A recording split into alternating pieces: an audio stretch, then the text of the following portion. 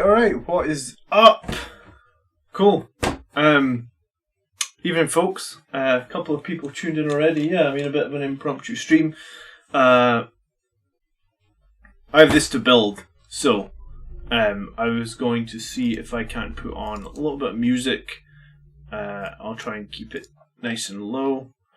I bought a bunch of royalty-free music, so I guess if someone in chat lets me know that the music isn't drowning anything that I'm saying out, that would be amazing. And yeah, I mean I need to build these damn Sangre Guard. More of Sangre Guard as always. I mean, I'm sure you guys have a lot of Sangre Guard. But hey Matt, hey Redblade, hey Anthony, thanks for jumping on. And yeah, I mean the music might be quite random. Can't hear the music very much. Yeah, I mean it might be too low. Let me know if you're hearing it now. And yeah, I mean I actually paid way too much for these $30, but I'm gonna struggle to get into them as well. Cool. Hey John, how you doing? Evening everybody. I hope you guys are having a good Christmas Eve. My family has all gone to bed, so this is when I get a little bit of time. I actually hate modelling in the evening. I'm much more like of a morning person. I get up at 7 every day, so don't know if we'll need the instructions for Sangre Guard. I feel like I've built plenty of them. Hey Echo, how you doing, man?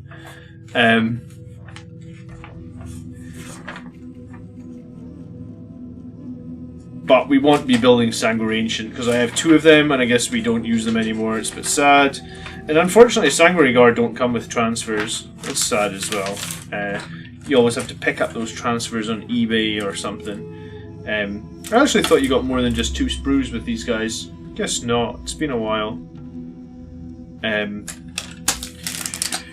Alright, and yeah, the wings on these guys are always a nightmare to build, so cool. I have sort of recovered from the battles yesterday. I don't know if you guys watched any of those battles against the Iron Hands, but holy hell. Someone said in the chat, in the Facebook group, they were like, it took you 15 minutes to pick your secondaries. I was like, yeah, it felt like it took me an hour, honestly. Like, you go up against a list that's got 18 Eradicators in it and tell me how long it takes you to pick your secondaries, right? Like, I really, really, really wanted to win the game. Which I guess is fair enough, right? So, to win the game, you got to pick the right secondaries, and then in that second match where you didn't have as many Eradicators, and he had the 2 drop pods full of multi-melta troops. When you dropped them in turn 1, and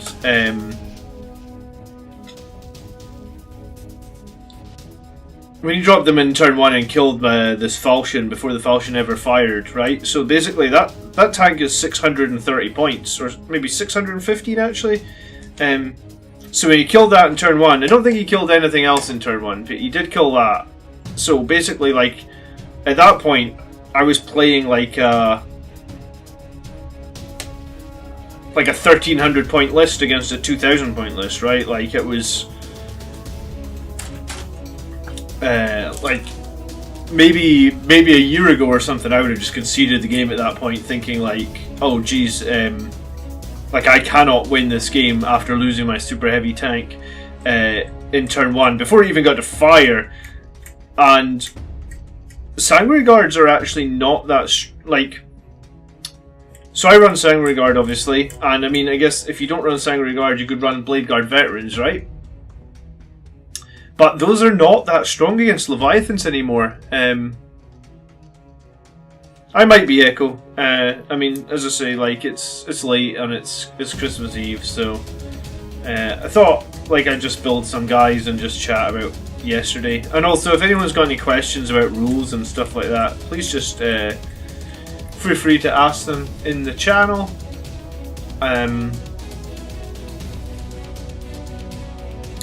I've been... I don't know, I've probably played like 10 games since the new Blood Angels rules came out, so I think I'm well versed in all of them. I haven't found a huge amount of stratagems that I'm particularly using.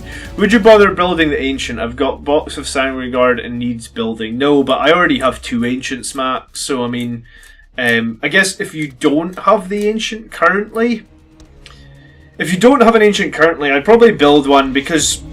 in Warhammer, everything goes around, comes around, and I guess what I mean by that is, yeah, the Ancient sucks this edition, right? But, like, if no one's running him, Games Workshop will, in a future edition, he'll be worth having again, right? And I mean, some of the pro players think the +2 to movement is valid. I mean,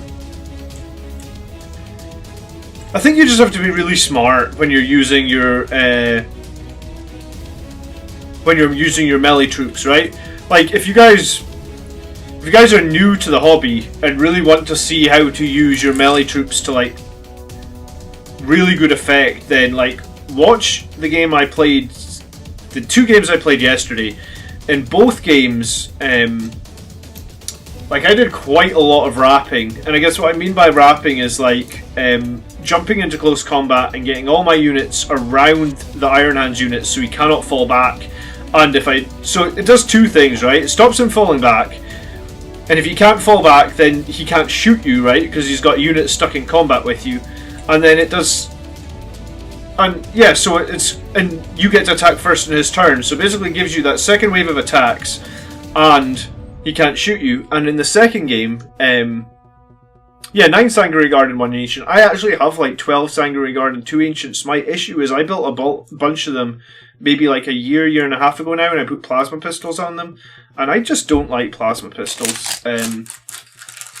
I think for Sanguinary Guard, you should mainly run in the bolt guns, especially because the bolt guns got better. And, like, on the stream sometimes I tell you to take a couple of Infernal Pistols, but honestly, anywhere from like 0 to Bike Chaplain. Which do you prefer, Artisan of War or Gift of Foresight? It's a very good question, Hydra. I can show you the thumbnail for tomorrow's video, right? 1 second. So I've already made tomorrow's video, and I made it, oh yeah, you're going to see my YouTube analytics here. It's not a big deal, I guess. I already made my thumbnail, so this is tomorrow's video. This is the thumbnail for tomorrow's video. I guess I have to move it a little bit so it doesn't, my face doesn't overlap it. So this is what's coming out tomorrow, Hydra. It's Commander Dante versus the Chapter Master. I was thinking I might take the week off, but you know what? I just made a video anyway. So we have a video coming out on Christmas Day. I guess it'll come out at like 6 PM or something tomorrow. And I guess in answer to your question, I would say the Gift of Foresight is good. What else have you got on that Bike Chaplain? Like, have you got Wise Orator? Have you got another Warlord trait? Do you have a Relic? And then I'll tell you what I think. And yeah, I am wearing my gloves again. Today, apparently, last time on stream I showed you guys that it was like 16 degrees in this room. Apparently tonight it was 14.5. And when I came into this room earlier before I'd switched the computer on and stuff, it was 13.6. So, the only reason I probably don't think it's really, really cold is, like I said, it's Christmas Eve and I've been drinking. I actually do a little bit of drinking in the in this week's tactics video tomorrow. Okay, Wise Orator with the Relic Crozius. Yeah, so that's how I was running him. And I gave him Gift of Foresight, right? But I actually... That's the temperature outside here. Well, that is the temperature inside here for sure. I can show you. Let me see. Let me just move this camera for 1 second. You'll see. You see that? 14.5. Blue means it's too cold. The reason I've got one of those is because it tells you if it's warm enough for your baby. So the room is too cold for the baby right now. Fortunately, she's away in bed though. Cool. So, Gift of Foresight seems really good on paper, right? Oh, I've just knocked the camera. However, I think the chaplain on a bike, his weakness... I shouldn't have moved the camera, should I? I'm not sure I... Get away. That's what I get for drinking. There we go. Okay. Gift of Foresight seems really good on paper. And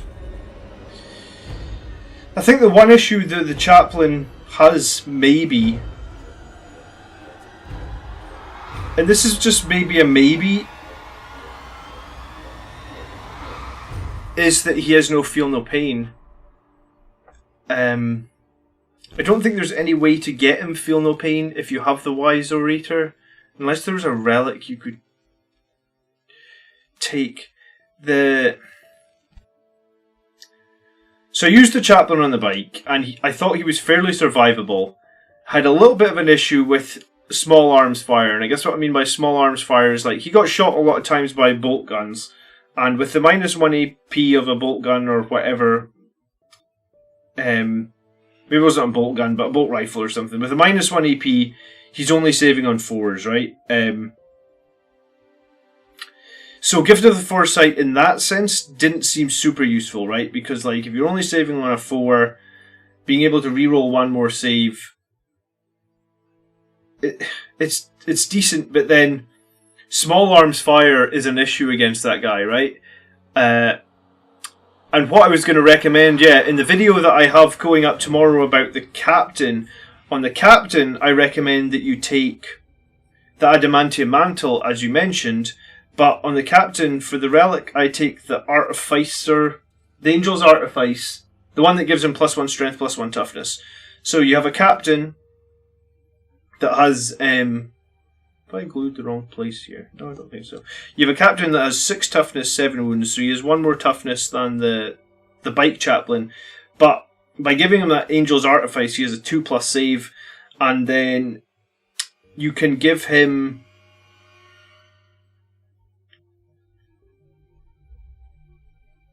You can give him a Storm Shield as well, so he's a 1+ save, right? So it's like, when small arms fire comes in, like -1 AP, you save on 2s, and then I feel like Gift of Foresight with him and his Thunderhammer is really useful. The issue that I had with Gift of Foresight, with the chaplain on the bike, and like you said, you took the Benediction of Fury. I assume you took the Benediction of Fury, the Relic Crozius, not the Blood Angels Relic Crozius, because there's 2, right? There's the Blood Angels one and the Space Marines one, and I think maybe the Space Marines one is just better. So,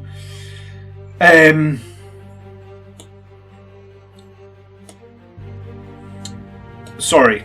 I have been drinking today, so a little bit skewed on my train of thought, but the Gift of Foresight didn't seem that useful for the Relic Crozius because you can cast like Litany of Hate, and then if you do cast Litany of Hate, he rerolls everything anyway, right? So, and he hits on 2s, so I mean with a captain where he hits on 3s, the 1 reroll is pretty useful, but 1 reroll when you hit on 2s, it feels like it's not needed. And then I think the Relic Crozius, again, if you take Mantra of Strength, then you're probably wounding on 2s as well. So it's like, I mean, the only thing you're not wounding on 2s on is like Toughness 8 stuff. Maybe Toughness 7 you're wounding on 3s. Yeah, Toughness 7 you're wounding on 3s. So against any sort of infantry, again, he's wounding on 2s. So like, I didn't get that much value out of Gift of Foresight on that captain, I guess. or sorry, on the chaplain. But I'm going to recommend in tomorrow's video that you put that on the captain. So I guess the question is,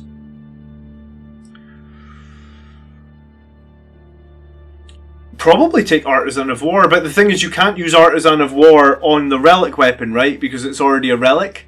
So that's the relic that does 3 damage and mortal wounds on 6s. Yeah, I guess it's a really long-winded answer. The answer is, I don't know. I recommend taking... Tomorrow I'm going to recommend you take a Bite Captain, and Bite Captains unfortunately can't take a Relic Sword. So I'm going to recommend you take a Bite Captain with a Storm Shield and a Thunder Hammer. This is one of the tankiest captains ever, I guess. And yeah, I mean, if you take that captain, then I mean, I feel like you can probably play what's it called again? Angel's Exemplar. I think you can probably play it again, but I guess you would just need to think of something secondary to take on the chaplain.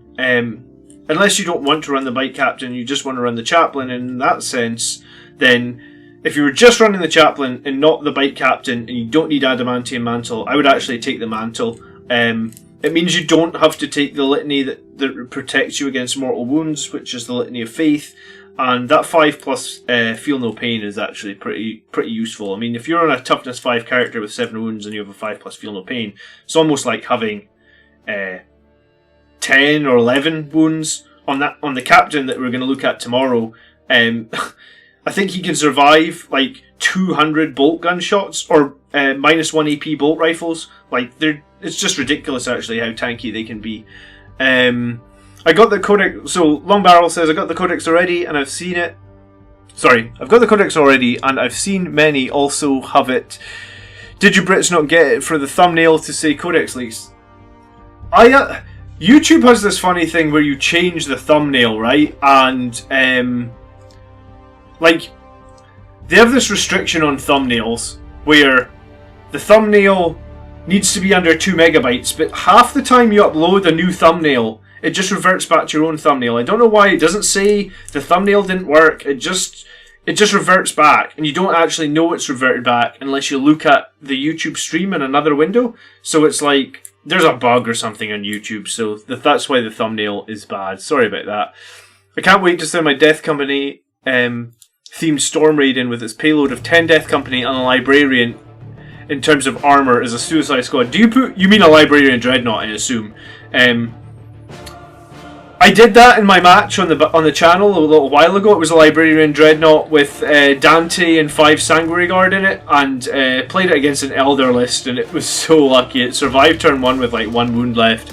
So you need to be, Anthony, if you're going to do that, you need to be really smart with it.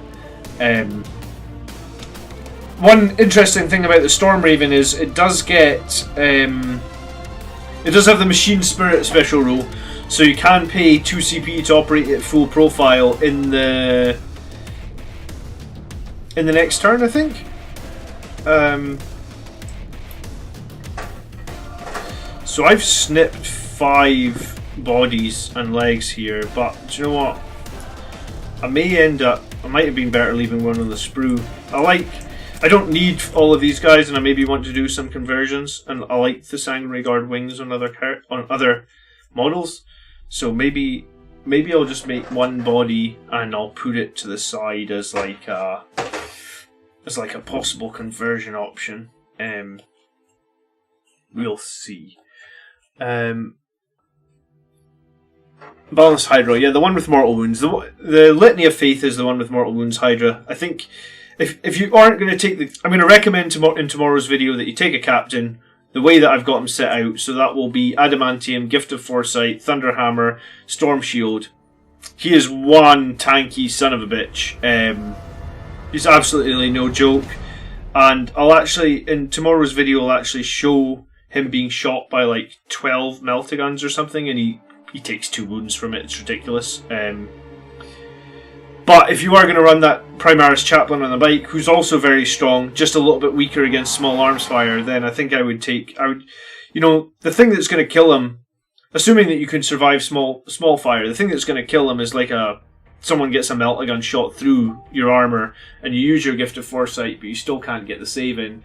So if that happens, then the way I would recommend you deal that, or the way you deal around that, would be the Adamantium Mantle. Kenny, I know we have a lot of special choices for a librarian, but is there any reason to run just a normal librarian? I picked up a captain model on eBay and I was thinking of kit bashing. I have enough captains. Yeah, do you know what? A lot of pro players, or a lot of really competitive players, are running regular librarians, and I think there's two reasons to run a regular librarian, Sean. And the two reasons are, one is you can get Veil of Time, which is the psychic power that lets you give a model, or it's not a model, sorry, it lets you select a unit and that unit gets to fight first. So if you run against armies like Eldar, or Eldar in some cases, Death Guard in some cases, Slanesh Demons, if they have any sort of janky rules that means you charge them and they get to fight first, then the Veil of Time is a way to counter that. So some people are using that. I mean, you can counter it with the Judicar as well, but I mean, I guess the Veil of Time has a bit more range. And another reason people are running the regular librarian is the Null Zone psychic power.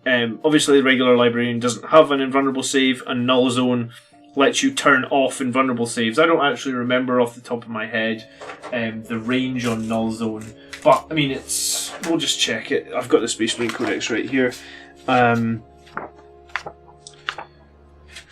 So Null Zone is until the start of your next psychic phase, while a unit is within 6 inches of the psyker, each time an attack is made against that unit, invulnerable saves cannot be taken.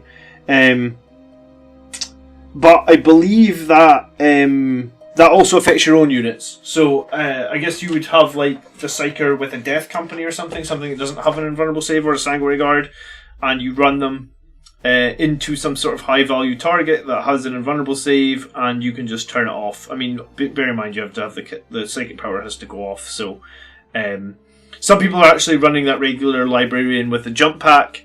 I haven't decided if I'm going to be doing that. I feel like, everybody's got their own way of playing. The way I like to play typically is like have some really, really, really tanky survivable characters and smash them in to the back lines of the enemy. I don't know if I cared so much about turning off invulnerable saves, but everyone's different. I can see the merit in this strategy. Maybe one day I'll jump on board, but not right now. Chris says, might be a newbie question, but how does a bike captain wield a Thunderhammer, hold a Storm Shield, and ride a bike at the same time? Chris, that is a very good question, and the answer to that question is magnets. So you put a magnet. I mean, the Storm Shield doesn't have to be in his hand, right? You get those Storm Shields that attach to the arms. So cut the hand off the back of the Storm Shield and glue it to his arm. That's what I've done. So and then magnets, yes. They have a massive hammer to steer with. Yeah, I mean, they could have a massive hammer. How's your luck been with Assault Intercessors? So Assault Intercessors are the only troop choice I take that aren't Infiltrators or Incursors. And typically I run them every game, even though, I mean, Incursors are maybe stronger. And I'm okay running one squad of Assault Intercessors. They're 95 points, which is fairly cheap. Once we get to Savage Echoes, I think they get 26 attacks. 26 3+ hits. Usually against other infantry, it's 3s to wound. So you're usually going to do like 10+ wounds with Assault Intercessors. Against Marines, if you're fighting something a bit easier. I mean, give a good example is like, I ran a squad of Assault Intercessors into a squad of 20 Necron Warriors, and I guess I killed like 12 of them or something. And then I just paid the 2 CP to just take the rest of the squad, fight again and take out the rest of the squad, because I was just like, yeah, do you know what? I don't want to deal with reanimation protocols. So I think a 5-man squad of Assault Intercessors, I think they're the one troop choice we can use out with. Like, the Phobos units are just so strong. They have great advantages. But yeah, I mean, I'm absolutely fine with running a squad of Assault Intercessors. Why does this video say Codex leaks? I have no idea. The title of this video is supposed to be Hobby Hangout and the date. I have updated the I have updated the thumbnail, and I have updated so I guess people are tuning in for Codex leaks that don't exist anymore. I mean, Yeah, like, look, I'll turn my camera off for a second. Like, this is what I see. This is what I set up right here. Like, Hobby Hangout, the date. I don't know why it says Codex Leaks. Like, as I say, there's some sort of bug with YouTube. Like, sometimes stuff just doesn't update. Oh, well, I guess join the club, Jeffrey. Let's make our Sangregard together. Fun times. I've made so many Sangregard. I hate the wings, right? D King says he would probably keep his Thunderhammer on shield on his bike. Yeah, you he could definitely do that. Could he steer with his knee? I mean, yeah, or could you just go straight, right? I mean, perhaps on the charge, but most of the time I think he would just have his hammer on his side, yeah. So Michael says, if you worry about mortal wounds, run a Primaris Apothecary with a Vox Relic and get the 5+ against mortal wounds with a 9-inch aura, and it makes it feel no pain. The Vox Relic,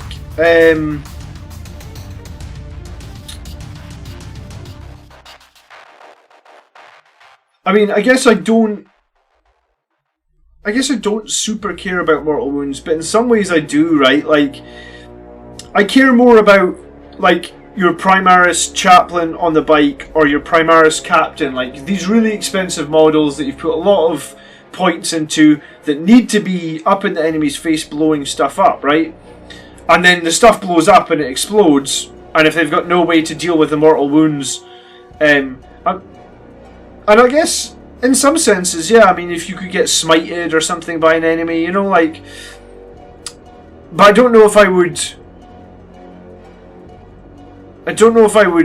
go as far as to worry about creating a bubble that protects against mortal wounds. Like, if my Sangregard take 2 mortal wounds, I just lose a model. Like, I'm not so upset about it. I mean, I did that against the Iron Hands this week, I think. One of the games I didn't run an Apothecary at all. I know Apothecary is, like, totally big in the meta. But yeah, no, I just didn't bother running the Apothecary. And I mean, I haven't actually, like I said yesterday, like, so I'm on an 8, because I won both games yesterday, I'm actually on an 8-game win streak. 7 games with the same list, and the list that has won 7 times didn't have Apothecary, and the list that the 8th win, although it had an Apothecary, he wasn't like the Warlord Selfless Healer or anything. This guy is not glued well at all. God damn it. He was just a standard Primaris Apothecary, no Warlord trait, nothing, just an Apothecary. Sean says thanks, I'm definitely going to bash it and see where it goes. Sean, you need to check out, I don't know if you were in the stream earlier, but the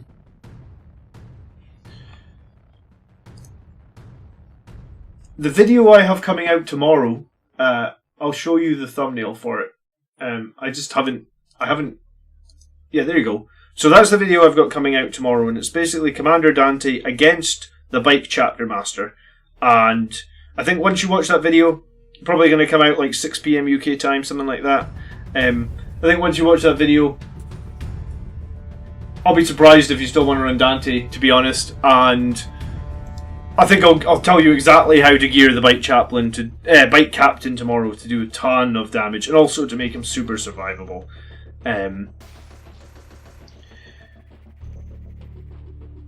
Michael says, fighting twice with our Assault Intercessors are great, and it's a great threat that can't be ignored. Yeah, I mean, in some ways, I think that makes the Assault... The ability to fight twice actually makes them a little bit better than Death Company Intercessors. Like, I have yet to run Death Company Intercessors. I actually have 2 sets of Indomitus there, so I could literally kit bash 20 Death Company Intercessors. The annoying thing with the Death Company Intercessors is, like, if you buy the box online, they actually don't... What was it? It didn't include...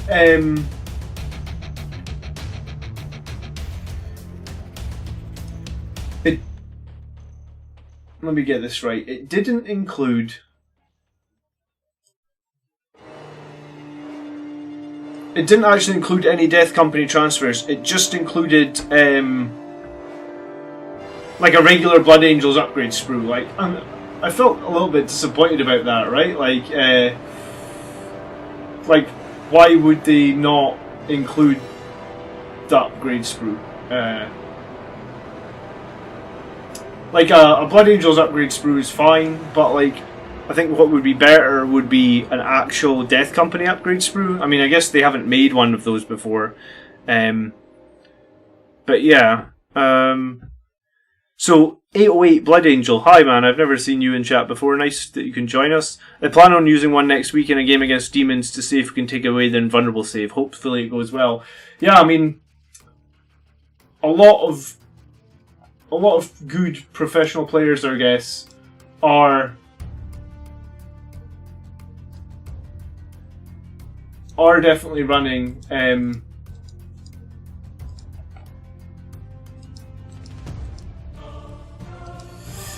you know, they are running the library range, so oh, I'm sorry, my overlays are not working. Oh no, they are.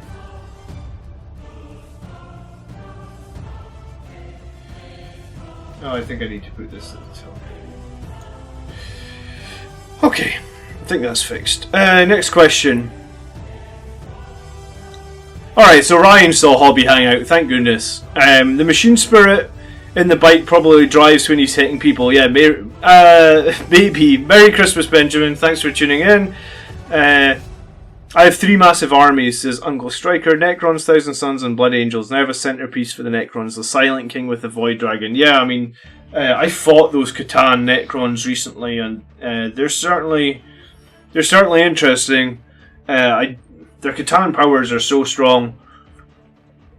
And the fact that you can only take 3 wounds off them per phase is also a nightmare. I mean, I guess that's probably why I advocate always taking like at least one Psyker in your list, right? Like, so if you do come up against something like Catan, you still have the ability to kill them in one turn, whereas like, I guess like if you don't have that Psychic and you've only got shooting and hand-to-hand combat, you'll never be able to kill a Catan in one turn, which, I mean, the amount of damage those things deal out, not killing it, can be a real big problem. So what do you think I should get? The Thunderhawk? I assume that you say a Thunderhawk or a Fellblade. If you're serious, Uncle Striker, about getting a Forge World tank next, then I have a recommendation. I know, I'm sure if you're familiar with this channel, then you know that I run Forge Worlds, and the list that has won 7 games in a row is running a super heavy tank in its Forge World. And honestly, I actually want to replace it with a slightly cheaper, both in terms of points cost and money cost. So I want to buy another super heavy tank, and I want to. It's going to be a bit cheaper, and it's going to be about 400 points. And I think that would be perfect for Blood Angels. But I mean, a Fellblade would be okay. I mean, a Fellblade is very, very similar to the Falchion, and it's kind of funny in that. It's on that list is on a 7-game win streak now, and it's beaten everybody. It's beaten Eldar, Deathguard twice, Sisters of Battle, Iron Hands, World Bearers. There's definitely another list that's beaten. I can't think what the other list is now, but yeah, it's beaten. So it's beat 6 unique armies, and it's a super heavy tank, and it's the Falchion, which is very similar to the Fellblade. However, in some ways the Fellblade is actually better because it can shoot more of its guns in close combat. I would like to get a slightly cheaper super heavy tank, and I think it would complement the army even better. So if you're interested in that, Striker, let me know, and I will show you my recommendation.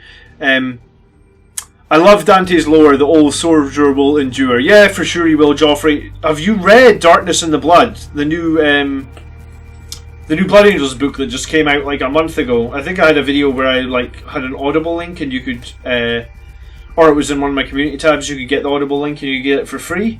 If you haven't read it, I totally recommend it. And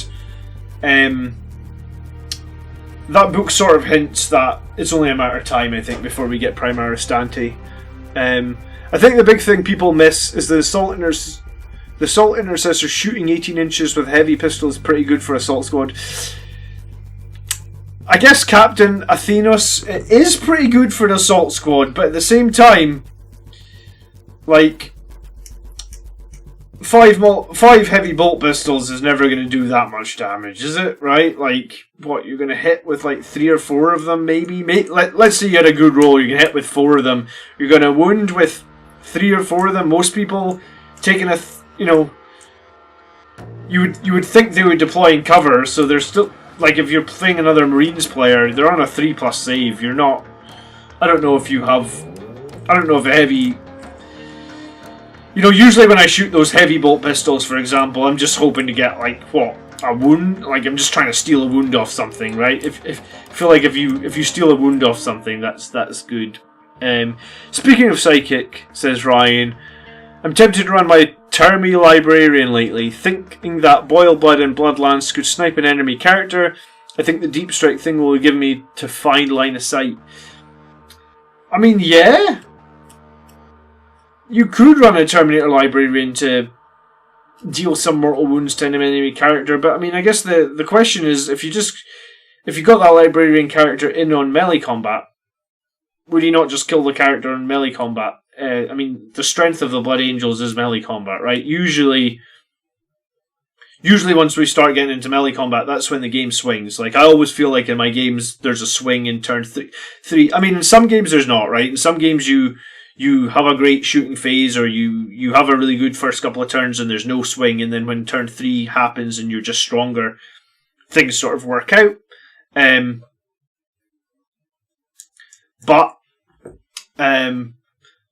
I mean, if we do use the games from yesterday as an example, I went back and had a look actually, and in turn 3, the Iron Hands player was winning 37 victory points to 17.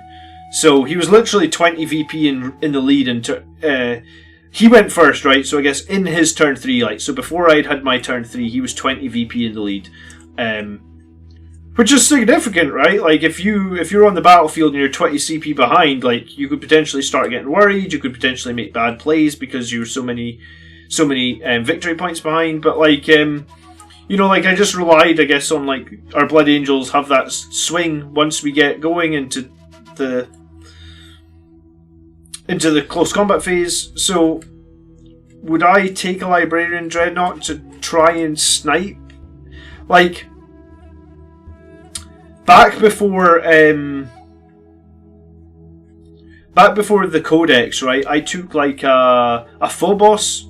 I took a Phobos Librarian, and I had him in an Impulsor because obviously he's Primaris, and I had him, and he was for a game against those Necrons. Like I said, like, we had a Necron Catan, and I was using him to do some mortal wounds, but like, I never felt, like, if you do 3 mortal wounds against a character, at least if you're fighting another Space Marine army now, everybody's running Apothecaries. Even the Iron Hands player yesterday I was playing against is running Apothecaries, and they're selfless healers, and they're bringing back everybody. So, if you're only going to do 2 or 3 mortal wounds, and you're playing a Space Marine healer army, guess what, Ryan? They're just going to heal those wounds that you do straight back off them.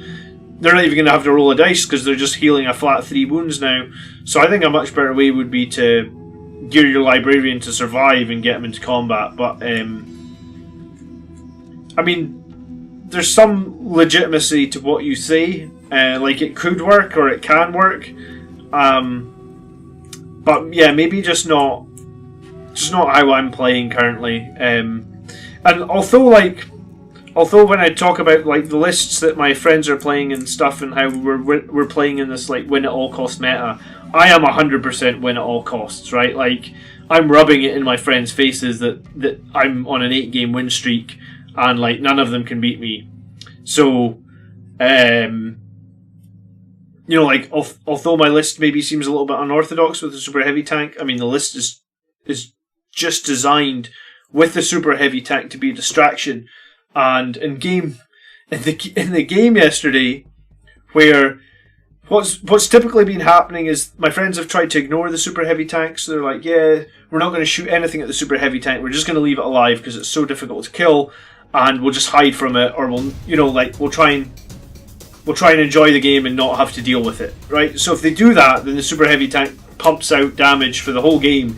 And usually, when we look at it at the end of the game, the super heavy tank has done a lot of damage in that, like, it can delete like one squad every turn, so if you just leave it alive, let's say that squad's like 120, 150 points on average, it will shoot like 800 points of units off the table. You know, there's no two questions about it, that's just what it does. So yesterday, for the first time ever, someone killed it before like turn 3, and they killed it in turn 1 actually before it had been shot.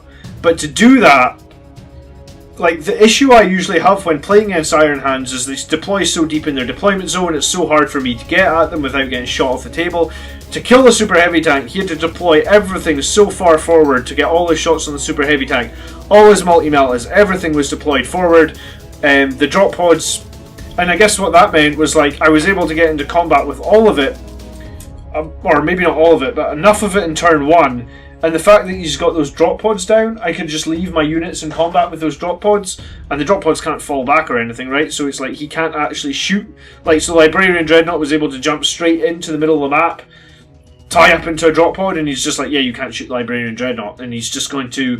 So when the Librarian Dreadnought got into the middle of the map, he was in combat with like a squad of guys with multi-meltas and the drop pod. I purposely charged both.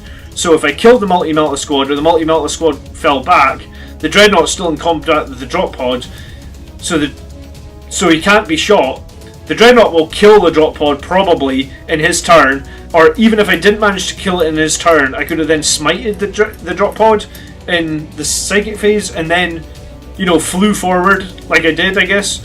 I think I killed it, and then I just flew forward and cast Quickening, but if not, I could have just smited the drop pod, and also I can shoot the drop pod as well with my Librarian Dreadnought, and, you know, it just protected me. So it basically meant, like, losing 600 point tank in turn 1 is a big deal, but at the same time, like, it's just the tank wasn't there to win the game, it's just to distract him, and I guess what it did was put all his troops out of position, and then I could just melee them all down and turn that game around, and that was a close fucking game. Like, I think I won it by like 3 points. And maybe a little bit of luck from the map, and maybe a little bit of luck from the dice rolls, but you gotta take what you give, right? More Sanguinary Guard. I'm gonna run 2 squads of 7. Yeah, bloody.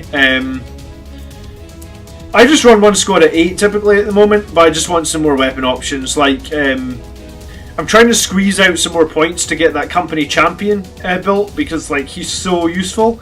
He was like the MVP of Game 1 yesterday, like a 70 point model that probably killed like 300-400 points of stuff. Thanks for the great content, says Tuz. And Merry Christmas, brother. Yeah, Merry Christmas to you. What are the best Blood Angels units and tactics for taking on Death Guard? Yeah, so I guess Death Guard's tricky, man, because they have that fight first thing, right? Or they have the... I don't even remember the name of the unit, but he has the big bell, and he can make everything within 7 fight last.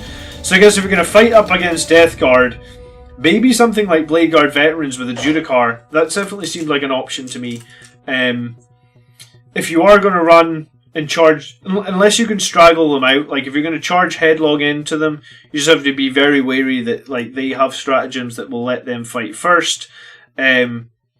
I mean, you could take Speed of the Primarch on, like, one of your heavy hitting characters, so that you can at least you can get in and that character can fight first. But if you're typically tailoring your list to fight against Death Guard, then you need to be aware of that if they're using that. And I guess with the new Death Guard rules, where they're going to basically all have Duty Eternal, that's actually going to make Sanguinary Guard a lot weaker. But at the same time, it makes stuff like the Death Company a lot better. Like, a lot of Chainsword attacks is going to be good against Death Guard now, but like the 2 damage Sanguinary Guard weapons are going to be worse. I guess Thunderhammers are going to be very decent as well, because they will still kill infantry, but the Death Guard Terminators as well might be a problem. Like, if they are 3 wound Terminators with Duty Eternal, then... Yeah, I mean, I think against Death Guard you need a decent bit of shooting. One way I like to do that is like the Leviathan Dreadnought. I still think Leviathan Dreadnoughts are very difficult to take down, even with the changes to them. With the changes to them and the point costs, I'm actually fine with it. Like, I still think for 220 points, They're a very tanky unit. They can deal out quite a bit of damage. I'd probably arm them with those new Volkite cannons, the Claw, and like the Gravflux. But in general, I think the best Blood Angels units, or the best units for Blood Angels, are Sanguinary Guard, Death Company, and Vanguard Veterans, and I run a squad of each of them in my main list, and I don't think I'm going to change that anytime soon. And they all have different uses. You know, like your Sanguinary Guard are your hardest. They are the hardest hitting units that we have. You just have to play them pretty defensively because it's far too easy to kill Sanguinary Guard. I know they have a 2+ save, but like in the current meta with like Meltas and stuff like that, then it is very easy for the enemy to kill them. And then Death Company, I always like Death Company to bring them down and get backfield objectives. And with the refusal to die stratagem, they're generally quite survivable. I don't think we need Death Company intercessors. I much prefer the vanilla Death Company, I guess. But yeah, Merry Christmas to you, Tuz. Thanks for tuning in. If anyone's new here, and I would appreciate you, if you want to see more Blood Angels content every week, we do have a weekly show now every Sunday where we look at army lists submitted by the community. So we do that every week, every Sunday at 4 PM. That lasts for like 2 hours. We just have a live stream set up now, so starting Monday, as soon as the next lockdown ends, we're going into lockdown in the UK on Boxing Day, I believe, for 3 weeks. So as soon as the next lockdown ends, we'll start a Monday night show. It'll be like 7 o'clock on Monday night, probably for like maybe 3.5 hours. It's going to be a weekly show where we just, every week I'm going to have a Blood Angels battle against some other army, and probably at the end of the show we'll sort of do like a diagnostic or a breakdown of like how the battle went, what we could have done differently, what units were strong, just basically to try and teach and or improve people's skills in Blood Angels. And then on every Friday we have the tactics video that comes out on the channel, so that's pretty useful. We do a lot of Maths Hammer in there to just basically absolutely tell you what are the best units. And Helmy, Merry Christmas. Yeah, and Ryan said, yeah, there is so much healing now. Uncle Strider, are you talking about the Sicarian tank? I didn't think about that. Now that Blood Angels can field that, I mean, I did look at the Codex list from the last, and so Blood Angels could field Fellblades as relics. Yeah, we can field Fellblades as relics. Let me show you this tank that I'm really interested in. And please tell me I didn't delete the screenshot that I took of it. Come on. I didn't delete the screenshot. Brilliant. Okay. Sorry, what was your Uncle Striker? Yeah, alright, Striker. This is what I want you to consider. And this is the tank that I'm going to buy next. I'm probably going to buy it in January's payday if nothing else comes up, to be honest. Let me turn this camera onto my screen for a second. So, the Cerberus. This is a Forge World tank, and it's a Lord of War, so if you want to include it in your army, it will cost you 5 CP to include it, right? Because it's 4 CP for the detachment, and it's 1 CP for the Martial Legacy rule, which is basically, because it's a Lord of War, Martial Legacy is somewhere down here, Martial Legacy. So it will cost you 5 CP to include it, but it's, you know, like I include the Falchion Super Heavy Tank Destroyer in that list that is on the 8-game winning streak, and it costs 5 CP, and I spend a bunch of other CP in that list as well. So I think I start the game with 5. It does feel a little CP light, that list, but I mean, it wins games, right? It wins 7 games out of 7. It hasn't lost a game yet. And this guy is really interesting to me because I have the Falchion here, right?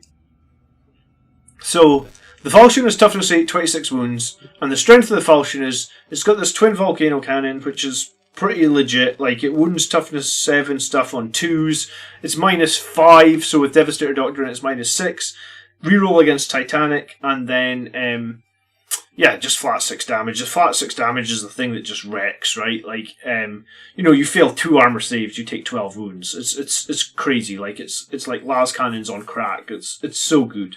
So I love this tank, and then obviously it's backed up by 8 las cannons, and then lastly it's got twin heavy bolter, and I put another heavy bolter onto it just so it's got 3 heavy bolters. And then it's not bad in melee either, right? Like, it's 6 attacks. It is Angels of Death, so it's 7 if you get charged. And you hit on 5s. And when you do hit, your strength 8 minus 2, 3 damage. So the Falchion is I just think it's too many points. It's 615 points, right? Whereas, like, this, the Cerberus, so it's equipped with a Neuron Pulse Array and Crushing Track. So it's the same deal in melee, 6 attacks, 7 if you're charged, same 5 CP to take it. The main cannon, whereas the Twin Volcano Cannon is 2d3, so like an average of 4. This one is just a flat 4. And remember, this one's Blast, the Falchion one, so you can't shoot it in close combat. I mean, that's the big problem with it, is Blast. Whereas this one is not Blast, and it's a flat 4 shots. So you can shoot this if you get charged. If you survive, let's face it, your toughness 8, you've got 2 plus save, you've got 20 wounds. You're probably going to survive. So in your turn, you can then shoot this. Interesting thing is, like, if you don't move with this tank, it is the flat 6. Otherwise, it's 2d3. I feel like you can probably position this tank well enough, so you only need to move a couple of times per battle. And then it can also be equipped with 2 more las cannons, so we can fire them on there. And we can get a heavy bolter on here. So if we put on, like, our las cannons and our heavy bolter, you're at, like, 455 points, is that right? Yeah, 455 points. So literally 160 points less than the Falchion. And I generally think this would be really good for Blood Angels. Like, just probably 2 las cannons, a heavy bolter, and this, backed up by a tech marine, so it's just hitting on 2s, ideally positioned where it doesn't have to move too much, you know, sitting on a backfield objective. It's got 40 inch range. I haven't got one of these. Forge World. Oh, look, here it is in my search history. Forge World Cerberus. And you know what? It looks cool, right? It's got the same sort of volcano cannon on the front. It's not as big as well as the... Like, you could almost be able to, like, deploy this in cover, whereas, like, the Falchion's just too big. You cannot ever deploy it in cover. So I'm really interested in the Cerberus. And I think... Like, I'm trying to think what I would do with that extra 160 points, and I think there's a lot I could do in my list with the 160 more points. Like, that list does really well. It doesn't have an apothecary, it doesn't have a company champion. Could probably add both of those, and this main cannon, having the sort of heavy 4, strength 14, that's wounding toughness 7 on 2s, it's so strong. You know, like, wounding Leviathan Dreadnoughts on 2s, and then ideally if you position them so you don't move, you know, that flat 6 damage is just nuts. I like it a lot. I think I'm going to buy Cerberus.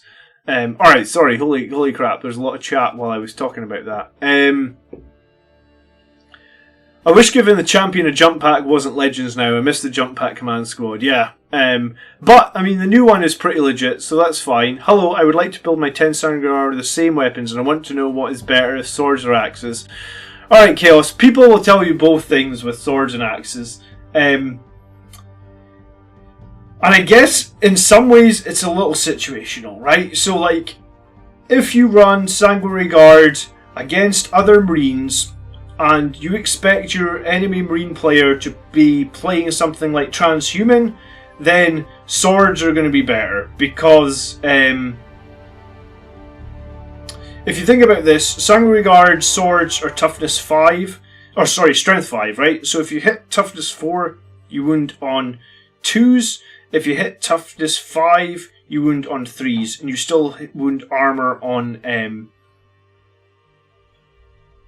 4s. The axes also wound armor on the 4s. The only difference with the axes is that they wound like toughness 5 infantry on 2s as well as toughness 4, right? So it's easier to wound with the axes, and in some ways that is why I prefer the axes, in that, like, once you've against toughness 5 infantry, you'll wound on 2s.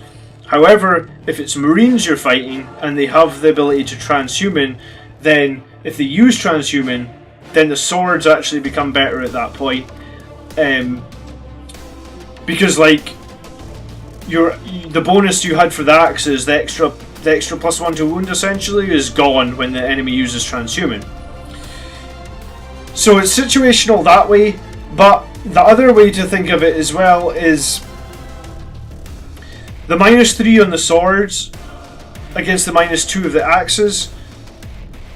If you have a priest around early game, and you can put these guys into Assault Doctrine, so it's basically like -4 on the swords and -3 on the axes, then what's interesting is with the swords is the enemy, there's no swing on the armor saves, right? Because at -4, any 3+ enemy will have no armor save. So I guess what I mean by no swing is if you charge in with the swords and you do a lot of damage, because the enemy has no armor saves, you can almost guarantee that every wound is going to kill a model, or every wound is going to do 2 damage. But with the axes, the enemy is going to get to save on 6s, and I guess, like, let's say there's 10 chances. Sometimes they could roll 4 6s, right? So, or sometimes they could roll 5 6s. You know, you never know what can happen. So I guess the axes are a little bit more swingy that way, right? Like, you give the enemy a better chance to save with the axes, but it's easier to wound with the axes. But then the swords can be better if the enemy's going to play something like Eternal, Transhuman Physiology. So, is there a right answer for, is it better to have swords or axes? I would say there is no right answer. In fact, what I am doing here at the moment is I am building a mix of swords and axes. For precisely the reason that I just said. And I like just having both on the tabletop. I can see the advantages in both. And I hope that answers your question. Chris says, I got myself 6 pots of paint as an early Xmas present. Pretty soon I'll be getting some brushes, some tools, and a beginner set. Maybe at some point after that I'll get some miniatures, who knows. Thanks to your channel, those minis are going to be infiltrators, which I would have never have realised the value of, so thank you very much. Plus the models are very cool indeed. Yeah, the infiltrators are very cool. Do you know what? I was doing the edge highlighting on my infiltrators helmets this morning. I don't know if you can... Yeah, you can see it just. So I went with black helmets for the infiltrators helmets. I just thought it was a little bit different. So yeah, I was just slowly but surely getting these guys done. I am a very slow painter, but I mean I do batches of like 10 guys at a time. So R2 says there's no best option for Sanguinary Guard. Yeah, I mean, like, basically what I said. I think watching your channel could save me a few quid in the future. Much obliged, Commander. Oh, Chris, you're very welcome. I mean, if I save everybody a few quid, then I guess that would be mission accomplished. And Chaos says, thanks for the help. No problem. Mick says, happy Christmas. Yeah, thank you for tuning in, Mick. Happy Christmas to you. I prefer axes over swords in battle, and I prefer flat... Yeah, I mean...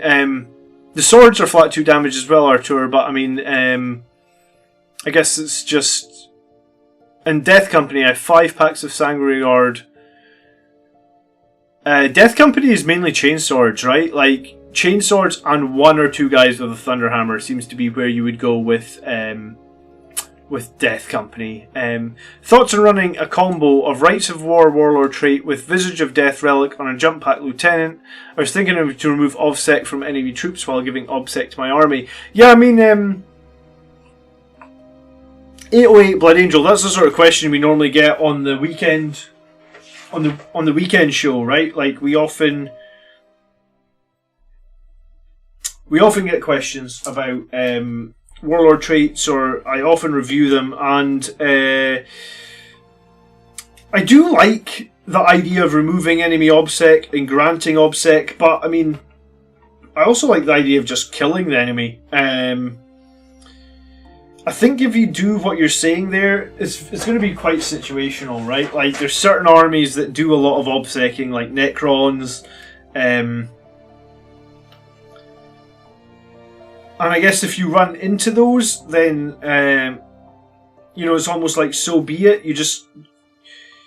You could have something like that to remove the Obsec and add Obsec to your troops. I feel like if you're removing Obsec, though, do you really need to add it? I guess it all just comes down to pure model numbers at that point. Do you know what? I've just realised that the Sanguinary Guard sprues, they do not give you enough... Oh no, they do give you. I was going to say they do not give you enough arms to give every unit a bolt gun. I was like, what? What is that?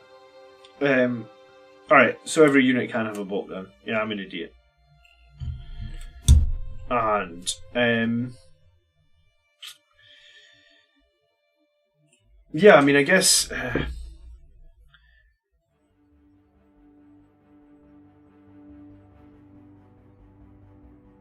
don't know if I would spend 2 CP to do that, 808. I would probably just take a more killing character, but I mean, it's situational and it could work. Something that I do say on the stream, and I guess something that I did this week, if you didn't watch the battle reports against Iron Hands, then you might get a lot of information out of those games, but something to be aware of, like if you're playing, is just focus on holding enough objectives to get like 10 points per round from primaries, right? Like you don't need to overextend. You probably don't need to do anything too janky like you're talking about here. You just need to get your 10 points for 4 turns in your primaries. If you get 40 points in every game on primaries, then like you're in a really good state to set up to get the win, right? Like at that, get your 40 points from primaries and then score your secondaries. And again, pick secondaries you can get 10 points out of easily. Don't be greedy. And I think if you do that, then you win games, right? Like, that's my strategy. And, it definitely wins me games. And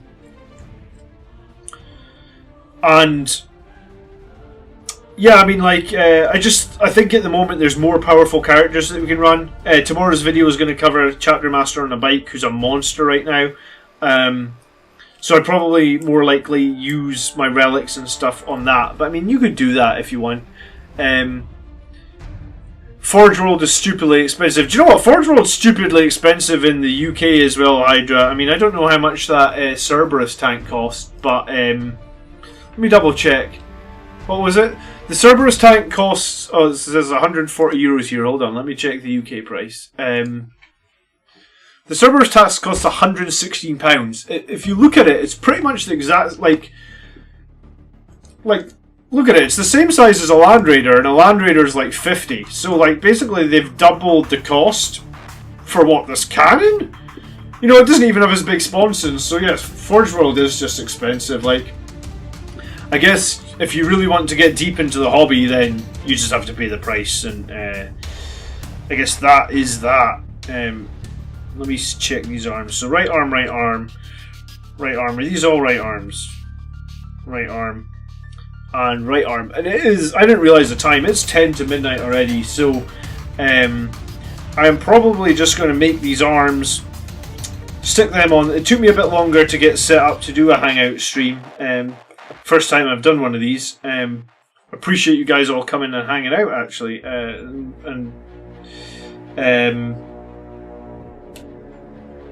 yeah. Well, so we have the Chapter Master video going up tomorrow. We have Sunday's live stream as normal. Sunday we'll be doing army list reviews for 2 hours. And then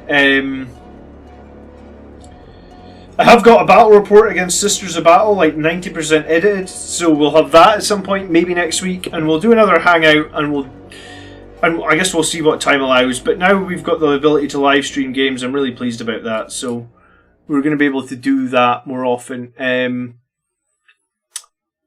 Let me try and catch up on chat again. Alright, Master of the Forge strolling behind a pair of Plasma Redemptors always does the job for me. They yell, shoot me, can wipe almost anything, and they shoot much less points. Yeah, Plasma Redemptors are like 180 points each. Plasma Redemptors are crazy good in close combat, right? Their fist is D3 plus 3. Used one against Iron Hands yesterday. It was really great. And Chaos says, thanks, I'm new to 40k. Yeah, you're welcome, Chaos. Hopefully you stick around. I haven't seen you in the live stream before, so it's nice, really nice to see new people. D-King says, swords for the win. Yeah, I mean, it's your preference, D-King. I'm literally building swords on axes right now to add to my list. But yeah, I think in the new year, I'm probably going to... My painting table, I have those in, so I'm going to finish those in cursors, then I'm going to paint Vanguard Veterans, then I'm going to paint that Chapter Master on the bike, then I'm going to finish this Librarian Dreadnought that's over here because I just put some base colours on him so he didn't look so terrible. Usually I run Mephisto, but this guy has just been a monster for me in 9th edition, so we're gonna finish him, then I'm going to buy the Cerberus. And yeah, I mean, that's just going to take me like a couple of months, I guess. Do you know what? Half my hobbying time now ends up me making videos for the channel. I guess that was my own choice, but it just means I was slow at doing stuff before. Now I'm really slow. Thank you much for the detailed answer. Should I equip the Death Company? Yeah, my answer for equipping the Death Company was Chain Swords on like 80% of your models. Maybe Power Fist on one, maybe Thunder Hammer on one. That's how I would do it. I think I have 11 Death Company painted at the moment, and it is literally 8 with Chain Swords, 1 Power Fist, 1 Power Axe, 1 Thunder Hammer, and I was going to paint another Thunder Hammer, another Power Fist next. Oh, and then I've answered that question. I lucked out and got some artifacts for Era. That's cool, Striker.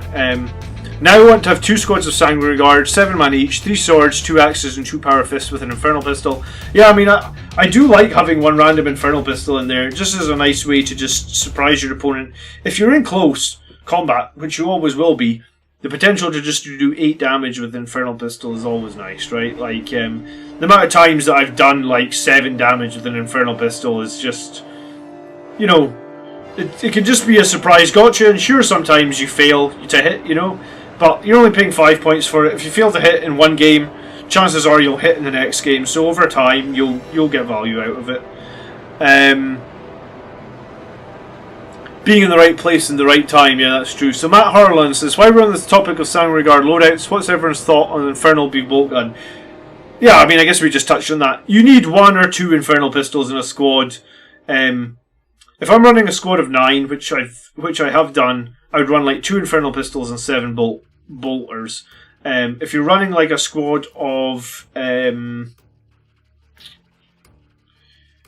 you're running like a squad of 8, I think you want 1 Infernal Pistol. Maybe if you're running a squad of 7, again 1 Infernal Pistol. Like having the pistol is really useful, but like I think it's over. Like if you equip the whole squad with Infernal Pistols, it might end up being overkill. I mean, maybe it's not, but like typically when the Sanguinary Guard get into combat, right, they're going to kill what they're in combat with. So use the bolt guns to whittle down like screens, you know, like crappy troop units. You don't necessarily... Against the Iron Hands, I think I had the Sanguinary Guard open up on a Devastator squad and then they charge a Leviathan Dreadnought. So pepper another squad with all the bolt guns and then charge your main target. I mean, that's usually how I'd run Sanguinary Guard. It doesn't give you enough for a full set of swords and axes, which is very frustrating. Do you know what? I just modified some old Sanguinary Guards. I just made some conversions with the Blade Guard veterans and put some Sanguinary Guard swords on them. So I guess I will hope that it's given me enough. Thank you for saying that. Now I'm looking at it going, how many swords and axes does this actually have? So I see you get 3 swords and you get 2 axes. One's the double-handed axe and one's the double-handed sword. Okay. I'm really glad you said that. Get some cool heads in the Sanguinary Guard box, don't you? I really like that head there. Like, that's a cool head. I'm not so sure I like the death masks as much as some of these other heads. I also like the wreath heads quite a lot. Oh, Merry Christmas, Matt. The Angelus bolt guns are great. With the Wrath of Baal, a Sanguinary Guard unit has an ancient advance 3+d6 and will settle on 2s. I mean, if you designate the Sanguinary Guard from the banner bearer, yes, they get +1 to hit, I think is what you're saying there, Ryan. So that is correct. You just have to remember to do that in your command phase. Talking about Primaris Chaplain on a bike, it's super easy to make them out of the Indomitus pack. Yes, that's exactly what I did. I made a Primaris Chaplain on a bike from an Outrider because if you watch my channel, I just don't rate Outriders. I have not had good success with them. I mean, everybody plays in different metas and stuff, so you guys saw a little bit of my meta and what I have to deal with, where some guy's taking 44 multi-melta shots in his army per turn. Yeah, I mean, I guess if you take some bikes that are toughness 5 and you have to deal with 44 multi-melta shots, you're not going to have any toughness 5 bikes left, right? They're quite big, the Outriders as well, and finding cover for them can sometimes be a problem, or obscuring terrain, so I guess you just have to deal with that. This sword is a really funny angle, actually. Like, look at this shit. Like, it's going to go right across his front. Well, that's going to make painting his front easy. Sometimes I hate it when they do these. I might snip that so we can just be at a different angle. I'll put a shoulder pad over the top of it, so hopefully you won't even be able to see it. It's not on the right angle. Is this going to be better? Yeah, it's going to be way better. Okay, cool.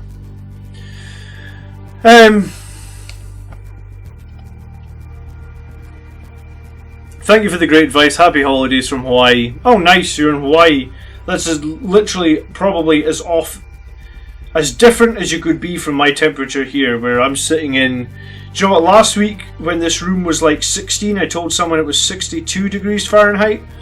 Let me tell you what my room is right now, if you're in Hawaii, just out of curiosity. 14.8 degrees Celsius and Fahrenheit. Yeah, it's 58 in here right now, so it is bloody cold. Can feel my feet really cold. What else we got? How do you build a priest with a jump pack? Or do you build a priest? Sorry, Keo says. Yeah, I mean, by all means, build a priest with a jump pack. He's pretty legit at the moment. Everybody's running him. I wouldn't say he's bad at all. I think you could do a lot with the priest that has the jump pack at the moment. Can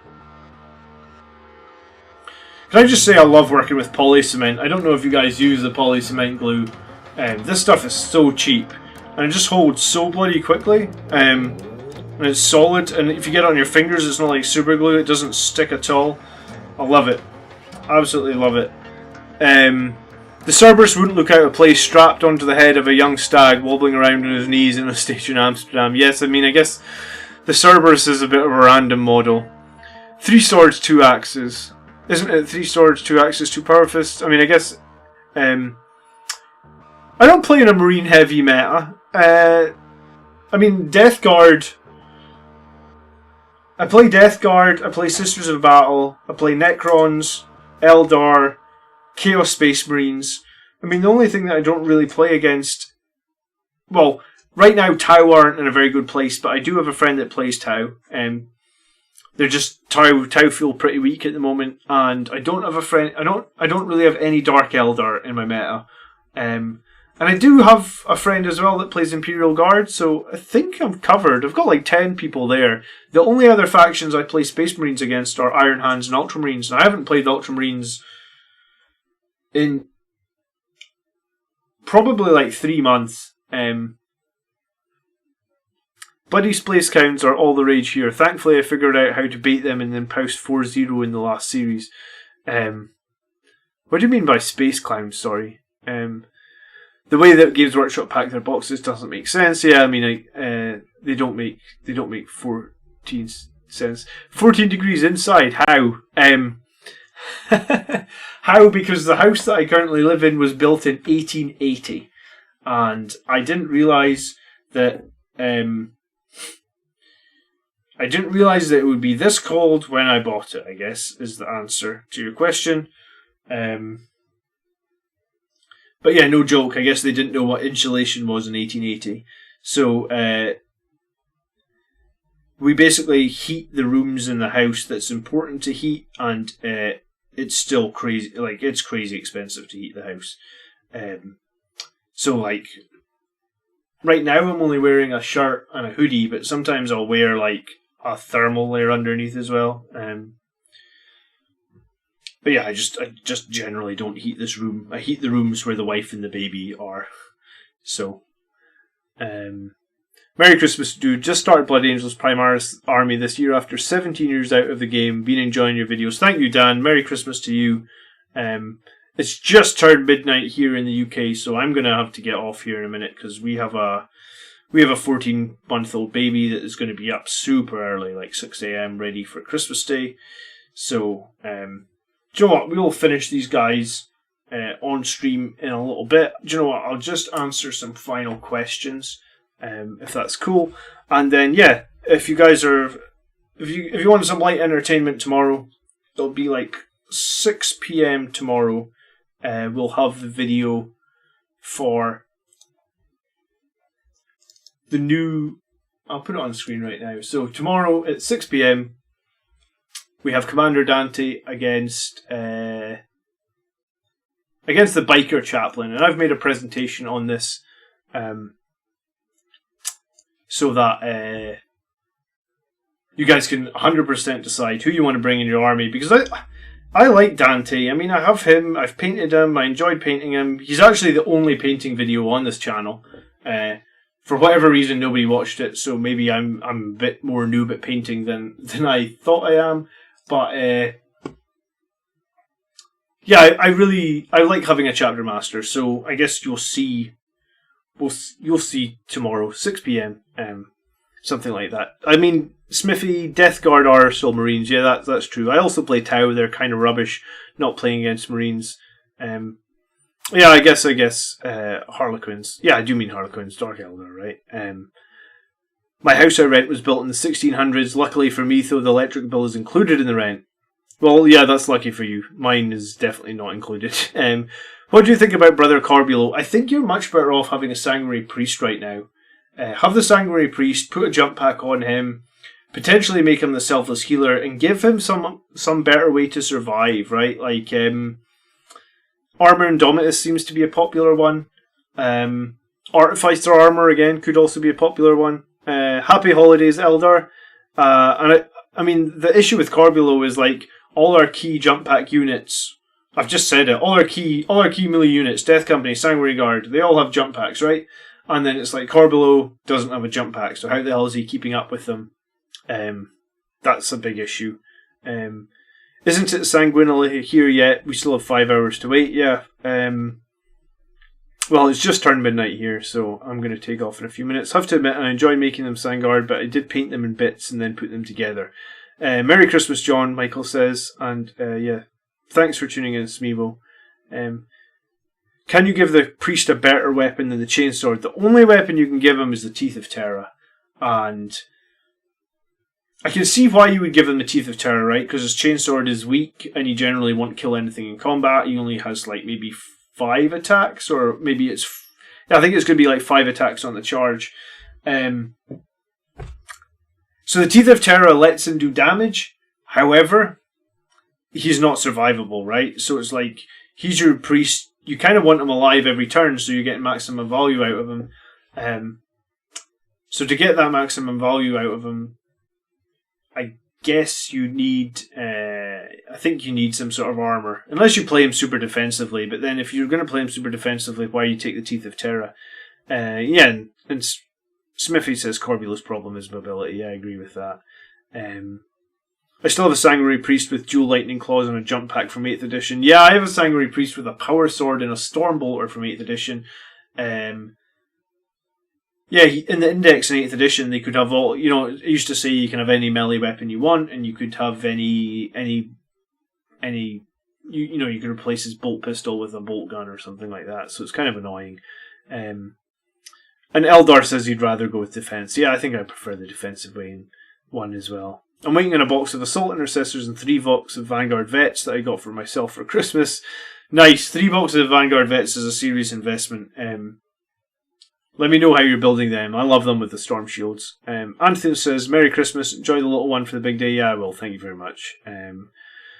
But they won't be here to the new year. Alright, well, I mean, I guess you've got something else to do. So, yeah, I mean, it is midnight, guys, and I kind of need to get to bed. So, we'll come back and we'll hang out and we'll answer questions and we'll finish off these guys. Hopefully next time there won't be confusion with the thumbnail and that. Sorry about that if some people got confused and there was a weird thumbnail. And hopefully I'll see you in some content over the next couple of weeks. We'll have the video out tomorrow detailing the Chapter Master. After tomorrow, you guys are all going to want to build a Chapter Master on a bike. He's no joke. Then we'll be back on Sunday. I guess that's Sunday the 27th at 4 p.m. for a normal Army List review stream. So we'll do that on Sunday. And then next week, yeah, hopefully we'll maybe have a battle report up. And it'll be the battle report against the Sisters of Al. And again, I guess that is another win for me, spoiler. I'm on a bit of a win streak, so you'll be able to see a Sisters of Battle list with, I think he had like 5 or 6 squads deep striking of Zeraf. There's like 4 squads of Zerafin and 2 squads of Seraphim. They're very similar names. I never remember which ones are the shooting ones, but definitely a difficult list to play against with Sisters of Battle. And then, and hopefully if I get another night, we'll hobby hang out. We'll finish off these guys and we'll answer questions again. I almost expected you to be building the same chapter master on the bike.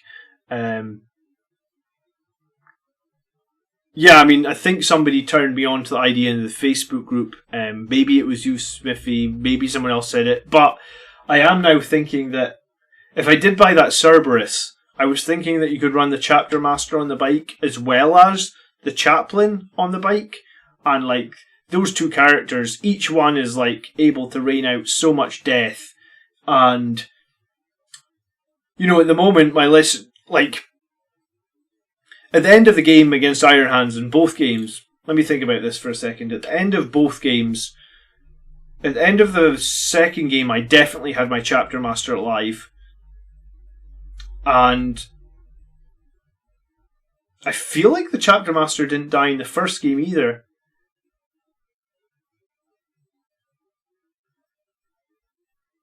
I'd have to check, but like, so if we have one chapter master that is just like super tanky, surviving the whole game, dealing out Thunderhammer hits for 4 turns, just generally causing a problem. If then we had the chaplain on a bike as well, doing very much a similar thing, slightly less tanky, but I mean, like, if they're, it's going to just make your enemies really struggle on what to target. And these guys are like 150. The chapter master's 170 points, but the